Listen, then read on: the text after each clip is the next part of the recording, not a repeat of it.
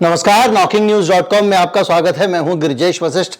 आज प्रधानमंत्री का इंटरव्यू आया है, उसके बावजूद सबसे ज्यादा चर्चा अगर किसी की हो रही है तो उदयनिधि स्टालिन के बयान की हो रही है।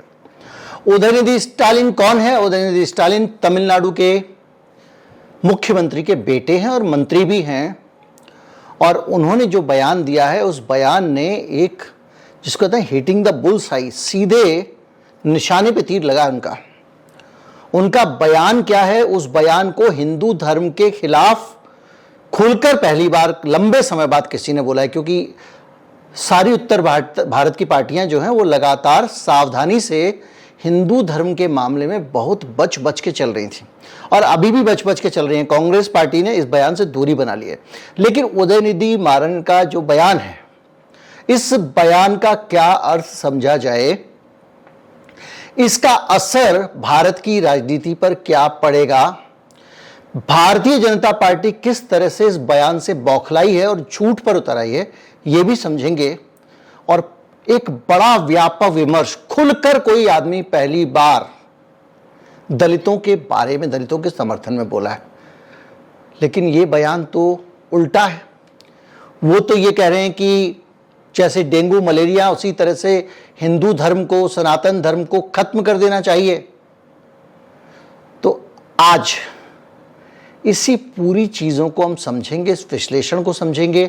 वो ऐसा क्यों कह रहे हैं, इसका बैकग्राउंड क्या है और इसका भारत की राजनीति पर, आने वाले लोकसभा चुनाव पर किस प्रकार का असर पड़ेगा। कहीं मत जाइए, चैनल को सब्सक्राइब कर लीजिए। मैं अभी हाजिर होता हूं।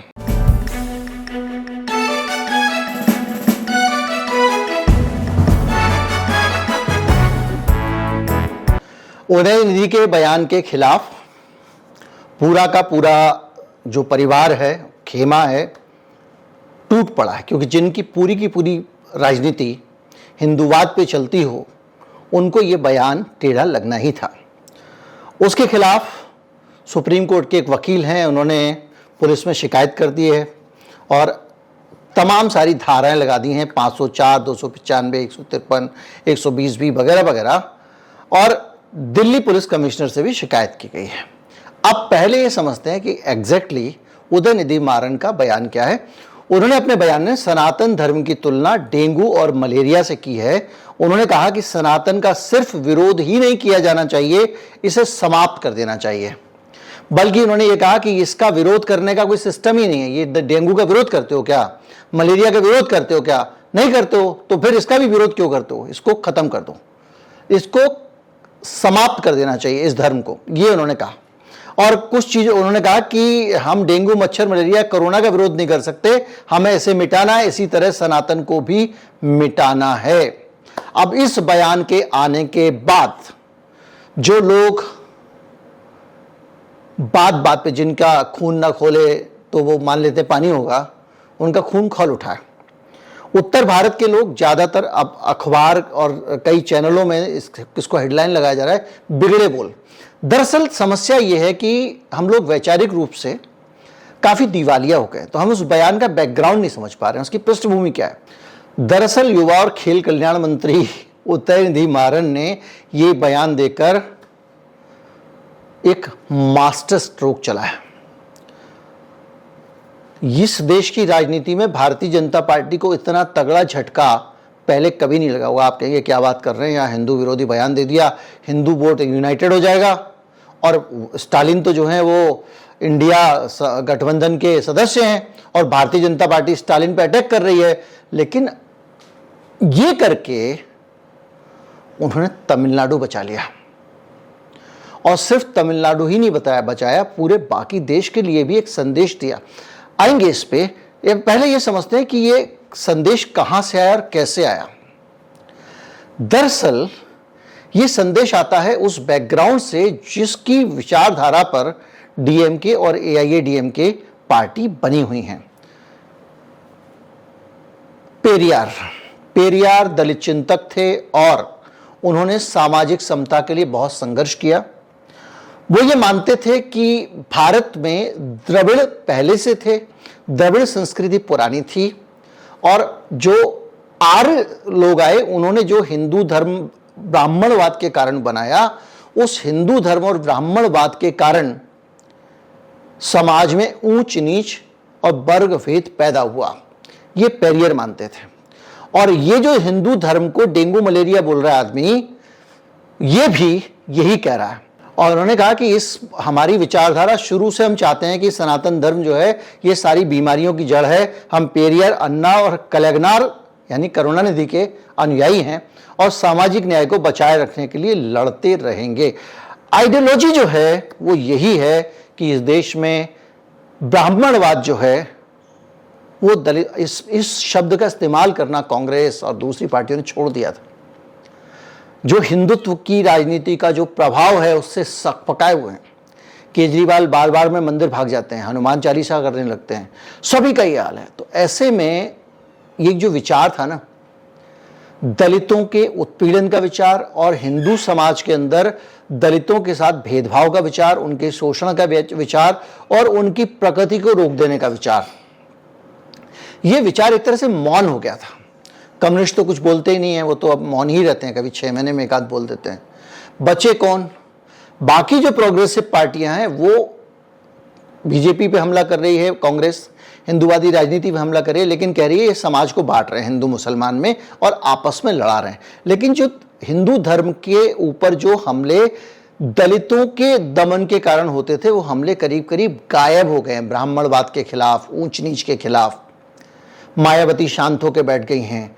अचानक ये जब बयान आता है तो पूरे देश का जो दलित जनमानस है उसको अपने विचार, अपनी सोच को याद दिला देता है।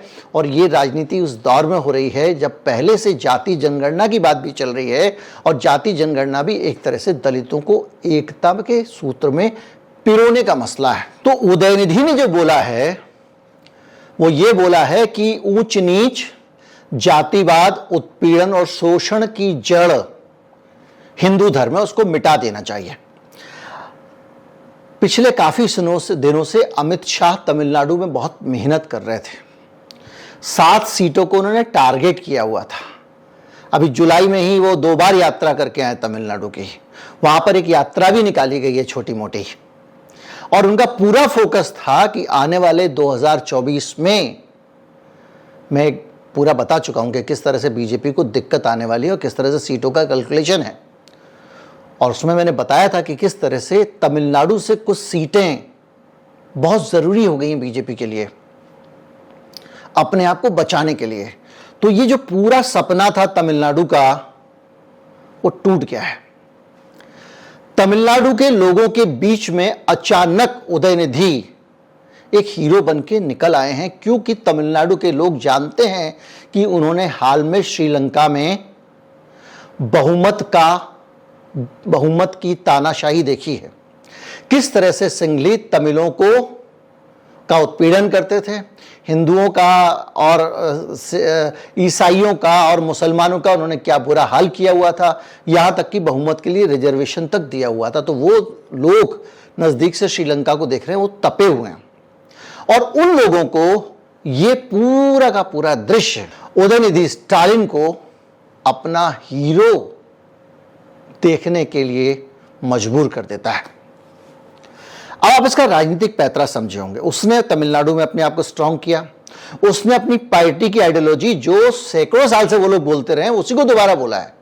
लेकिन आज के दौर में ये बोलना जब गुनाह हो चुका है, तब वो आदमी खुल के सामने आके बोल रहा है। और देश भर के जो दलित हैं उनका तो जैसे उसने मुंह की बात छीन ली हो। बड़ी संख्या में लोग ये मानते हैं कि, और खास तौर पे मैं अगर उनकी अपनी विचारधारा पे जाऊं, देश में लोग क्या मानते हैं वो अलग मसला है, तो उनकी विचारधारा जो है वो सारी की सारी विचारधारा पेरियर की विचारधारा है। दक्षिण भारतीय लोगों के स्वतंत्रता आंदोलन में भी हिस्सा लेने को पेरियर गलत मानते थे। उनका कहना था कि ये जो ब्राह्मणवाद से आजादी दिलाओ, ऊंच नीच खत्म करो, किसी का राज आ जाए दलित तो दलित रहेगा, उसको तो शोषण सहना ही सहना है, उसको तो अपमान सहना है, वो तो दोयम दर्जे का नागरिक रहेगा ही रहेगा। और उन्होंने कहा कि अलग देश बनाओ, द्रविड़ नाडु, यानी दक्षिण भारत के राष्ट्रों को मिला के। और उनका कहना है कि द्रविड़ियन जो हैं, उनका मानना यह है, बहुत सारे इतिहासकार भी मानते हैं कि वो भारत में हिंदू से पुराने हैं और वो संस्कृत भाषा नई भाषा है। वो संस्कृत भाषा को भी गलत मानते हैं। उनका कहना है कि संस्कृत भाषा बोलने वाले आर्यों ने द्रविड़ों के साथ जुल्म सितम किया, अत्याचार किया। इधर कुछ विद्वान मानते हैं कि जो भैंस है वो वहां दक्षिण में पाली जाती थी, तो उसको लोगों ने घोषित कर दिया था कि भैंस जो है वो यमराज की सवारी होती है। आर्यों के बीच में चल, जैसे हमारे यहाँ इसके प्रमाण मिलते हैं। जैसे बलि राजा जो हैं वो चूंकि साउथ के थे तो उनको दानव कहा जाता था। पूरी दुनिया उन्होंने जीत ली थी लेकिन उनको दानव कहते थे। हमारे जो संस्कृत हमारी जो प्राचीन ग्रंथ हैं आज जिसको कहें उसमें, तो ये सारी चीजें जो है ना, ये नॉर्थ वर्सेस साउथ की जो एक आर्य बनाम द्रविड़ की थी, नॉर्थ वर्सेस साउथ की भी नहीं थी, क्योंकि उनकी जो जनजागृति है वो हमारे हिंदी भाषी बेल्ट में दलित समाज के अंदर भी एक जागृति का कारण बनी है। और उन्होंने तमिल भाषी लोगों पर 1937 में ही हिंदी थोपने का विरोध किया था। आरक्षण का विचार, जो लोग शुरुआत में आरक्षण के लिए लड़ रहे थे उनमें पेरियार थे। पेरियार ने पूरे तमिलनाडु का दौरा किया और कई भाषाओं में लोगों को संबोधित किया। अपने भाषणों में वो बोला करते थे, कुछ भी सिर्फ इसलिए स्वीकार नहीं करो कि मैंने कहा है, इस पर विचार करो। अगर तुम समझते हो कि तुम इसे स्वीकार कर सकते हो तभी इसे स्वीकार करो। पेरियार का बहुत सम्मान है। पेरियार का सम्मान जो सामाजिक न्याय की दुनिया है उसमें बहुत ज्यादा है। नास्तिक ब्राह्मण विरोधी राजनीति के बावजूद, और गवर्नर जनरल राजगोपालाचारी जो थे भारत के पहले, उनके साथ उनके संबंध बड़े अच्छे थे। बहरहाल तर्कवाद, समतावाद, आत्मसम्मान और अनुष्ठानों का विरोधी यानी कर्मकांड का विरोधी, धर्म और भगवान की उपेक्षा करने वाले, जाति और पितृसत्ता के विध्वंसक थे वो। स्त्री पुरुष समानता, दलित सवर्ण की ये जो पूरी शोषण की कहानी है, सिर पे चप्पल रख के निकलना, मैला तू उठाएगा, झुक के जाना, जमीन पे बैठ, आज भी है कई जगहों पे। तो वो जो चीजों के खिलाफ वो लड़ते थे, और ये जो दलितों की लड़ाई है, इस लड़ाई को, ये लड़ाई एक तरह से देखा जाए तो अकेली बैठ के बाट चो रही थी कि कोई तो आगे आए हमारी बात करे। ये जो पहलू था, ये जो पर्सपेक्टिव था, उसको वो निकाल कर लाए हैं।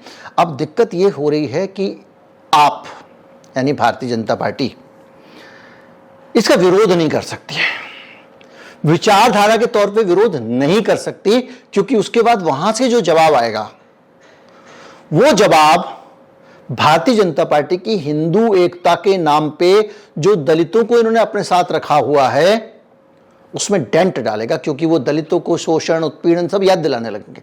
अभी भी वो कह रहे हैं कि अंबेडकर की जो आइडियोलॉजी थी वो इसके खिलाफ थी। अंबेडकर ऊंच नीच जातिवाद के खिलाफ थी और इसीलिए वो इन्होंने हिंदू धर्म छोड़ दिया था। तो हिंदू धर्म खराब था इसलिए उसको छोड़िए, इसलिए वो ये भी कह रहे हैं। अंबेडकर ने तो इस्लाम को भी इसीलिए स्वीकार नहीं किया था कि उसके अंदर भी जातिवादी ऊंच नीच थी, वहां पे भी सामंतशाही थी, वहां पे भी ऊंच और नीच थी, बड़े लोग छोटे लोग थे।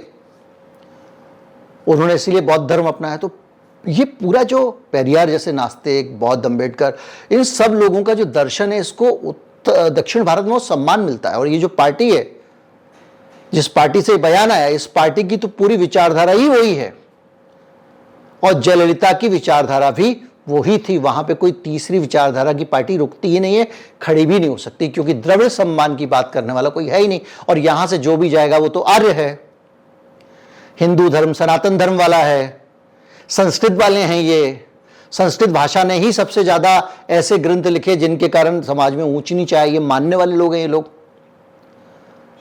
तो अब भारतीय जनता पार्टी काउंटर कैसे कर रही है, आप ये समझिए। भारतीय जनता पार्टी को लगा कि ये बयान आ गया है और उस बयान का अगर मैं फायदा उठाऊं तो इसका मैं ये काम कर सकता हूं कि इन सबको निशाने पे ले लेते हैं। किसको? इंडिया गठबंधन को, कि भाई इंडिया गठबंधन में तो स्टालिन को अफसर बिठा के घूम रहे, तो हिंदू विरोधी है, हिंदू द्रोही है, हिंदुओं के खिलाफ है। तो अब हिंदू के खिलाफ है, और वो हिंदू के खिलाफ इसलिए क्योंकि वो हिंदूवाद जातिवाद की जड़ है। तो मसला ऐसा हो जाएगा कि कहीं ना कहीं कुछ दलितों के अंदर का जो भूल गए थे बहुत दिनों से दलित लोग, उनको याद आ जाएगा। तो बीजेपी ने क्या किया कि इसमें खेल कर दिया। बीजेपी ने इस बयान को तोड़ मरोड़ कर दिया। उदयनिधि स्टालिन ने कहा तो यह था कि हिंदू धर्म को, सनातन धर्म को खत्म कर देना चाहिए, भारतीय जनता पार्टी ने यह कर दिया कि हिंदुओं का नरसंहार कर देना चाहिए, जैसे ये हर चीज में करते हैं, नफरत घुसा दे। अब उनके पास में 10,000 तो लोग हैं सोशल मीडिया सेल में, वो दिन रात इसी काम में लग जाएंगे कि हिंदुओं का नरसंहार करने की बात कर रहा है और उसको इन्होंने इंडिया गठबंधन में लिया हुआ है। कांग्रेसी भी ऐसे हैं, इनको वोट मत दो, ये समाजवादी पार्टी वाले ऐसे हैं, इनको वोट मत दो, जेडीयू को वोट मत दो, जो हिंदुओं को मारना चाहते हैं ये लोग, ये डेंगू मलेरिया की तरह हिंदुओं को, वो कह रहे हैं धर्म समाप्त होना चाहिए, आदमी धर्म के मानने वालों को समाप्त करने की बात कर रहे हैं। धर्म तो लोगों के अंदर समाप्त होगा ना, ये लोगों को अब अमित मालवीय ने जो है उन्होंने ये सब बयान दे दिया। अमित मालवीय ने कहा है कि तमिलनाडु में एम के स्टालिन के बेटे और डीएमके सरकार में मंत्री उदयनिधि स्टालिन ने सनातन धर्म को मलेरिया और डेंगू से जोड़ा है। उनका मानना है कि इसे खत्म करना चाहिए, इसलिए केवल विरोध नहीं करना चाहिए। संक्षेप में अमित मालवीय कहते हैं वो सनातन धर्म का पालन करने वाली भारत की 80% आबादी के नरसंहार के लिए आह्वान कर रहे हैं। हिंदुओं के नरसंहार की बात बोल रहा है, बदल दिया पूरी बात को। और वो ये भी कह रहे हैं कि इनके कांग्रेस के दीर्घकालिक सहयोगी हैं, गठबंधन का हिस्सा है। क्या मुंबई की बैठक में इस पर सहमति बनी थी? अब उसके खिलाफ एफआईआर लिखा दी है दिल्ली में। अब पूरा सीन समझिए, एफआईआर होगी, इस नजरिए से जांच होने लगेगी, बयान आने लगेंगे, ये बोलेंगे कि इन्होंने कहा हिंदुओं का नरसंहार करो, बार बार इस बात को रिपीट किया जाएगा। अदालत में खड़े होकर बोल देंगे कि इन्होंने कहा हिंदुओं का नरसंहार करो, इनको अरेस्ट किया जाए। फिर वो कहेगा कि नहीं हमने नहीं कहा, फिर अगली तारीख लग जाएगी, फिर कहेंगे इन्होंने कहा है, वो कहें नहीं हुआ है। आप ये जो ज्ञानवापी मस्जिद में क्या हो रहा है भाई, जांच कर लो ना, तारीख पे तारीख लग रही है। और इस विश्वास को बार बार रोपा जा रहा है लोगों के दिमाग में, एक पक्ष को। उसी प्रकार से ये बार बार इतना बार कहेंगे कि इसने कहा है, फिर आपके पड़ोस के जो बुजुर्गवार पार्क वाले हैं, सोसाइटी के पार्क वाले हैं, व्हाट्सएप ग्रुप वाले हैं, शुरू हो जाएंगे। और देखिए स्टालिन का लड़का कहता है कि हिंदुओं को मार डालना चाहिए, 80% आबादी का नरसंहार चाहते हैं ये लोग, इनको ये पूरा एक नैरेटिव बनाया जा रहा है। तो कुल मिला के अब आप इसे समझिए कि भारतीय जनता पार्टी के अंदर इतना साहस नहीं है कि विचारधारा के स्तर पर, क्योंकि वो आरएसएस को भी चुनौती देते हैं, वो पूरे हिंदूवाद को चुनौती देते हैं, हिंदूवाद को चुनौती, आरएसएस को चुनौती भी तो अम्बेडकर भी देते थे। तो वो सारी चीजों का जवाब आप आइडियोलॉजी के लेवल पे नहीं दे सकते। आप बोले ना कि नहीं ये गलत है आपका कहना, हिंदू धर्म सबसे गौरवशाली धर्म है, आप बोलते हो हमारी इतनी साझी विरासत है, बताओ उनको, फिर वो जवाब देंगे। आप उनको बोलोगे हजारों साल पुराना धर्म है, फिर वो बोलेंगे 600 साल पुराना धर्म है, 800 साल पुराना धर्म है, भिड़े रहना। फिर आप उनसे बोलोगे कि साहब जो है हम तो जातिवाद की बात ही नहीं करते हैं, तो वो तुरंत 100 केस रख देंगे, ये देखिए जातिवाद नहीं है, ये नहीं है, ये नहीं है। आप कहोगे नहीं हम तो स्त्री पुरुष समानता की बात करते हैं, बेटी बचाओ बेटी पढ़ाओ की बात करते हैं, तो बोले सती प्रथा नहीं है तुम्हारे यहां पे, विधवा विवाह नहीं है, विधवाओं को घर से नहीं निकाल देते, वृंदावन में जाके देख लो, काशी में जाके देख लो। तो ये जो विवाद है विचारधारा के स्तर पे ना जाए तो इसको नरसंहार में कन्वर्ट कर दिया गया है। बहरहाल ये लड़ाई बड़ी रोचक है। ये लड़ाई तमिलनाडु में तो बीजेपी को खत्म कर चुकी है। आप ये समझ लीजिए एक बयान से जितना बीजेपी यहां से विरोध करेगी उतना खत्म। अब बीजेपी इसको जो नरसंहार वगैरह का शेप दे रही है, ये बाकी बचे भारत में दलितों को अपने साथ जोड़ के रखने के लिए ये बात कर रही है।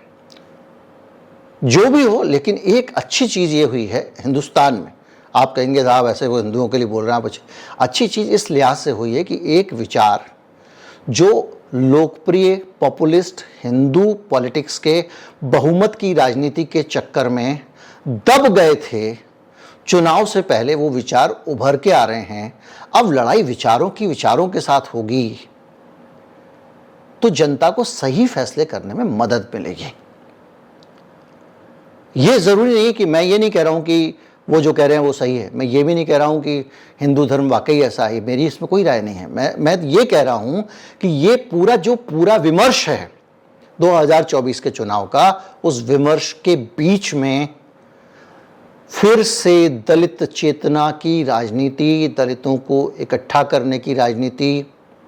अब उनके विचार को कोई पश्चिम कोई पाश्चात्य का विचार कहेगा, कहना चाहिए उसको, भाई उसका अपना काम है, वो अपनी विचारधारा रखेगा। लेकिन ये जो मर गई थी, इनकी कोई बात करने वाला नहीं था, हिंदुस्तान की दलित आबादी की कोई बात करने वाला नहीं था। मोदी जी भी बात करते थे, मुसलमानों के पसपान्ना की बात करते थे, अम्बेडकर भी उसके खिलाफ थे। लेकिन हमारे दलितों की बात हिंदुओं की नहीं करते थे। अब उस पर बात होगी, और ये काम, एक छोटा सा काम स्टालिन के बेटे ने कर दिया है। उम्मीद करता हूं वीडियो आपको अच्छा लगा होगा। अच्छा लगा हो तो ज्यादा से ज्यादा लोगों तक पहुंचाए। चैनल को सब्सक्राइब कर लें। नमस्कार, जय हिंद।